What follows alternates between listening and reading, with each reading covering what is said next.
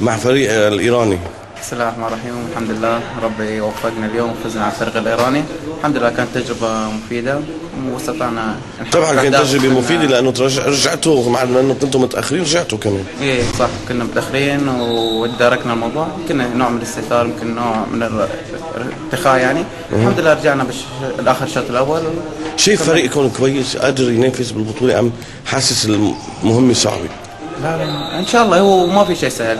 هو حلاوة شيء تجيبه بعد صعوبة، بعد عناء، بتحس بطعم الفرحة، طعم الفوز. فان شاء الله راح يعني وين تاخذوا البطولة؟ باذن الله. ناس ولا الجيش اقوى منكم؟ لا جيش ولا اي فريق ثاني. ان شاء الله احنا راح ناخذ البطولة. اليوم سجلت، شو فتحت ايدك رجعت؟ ان شاء الله حتسجل بالبطولة الآسيوية. شكرا جزيلا.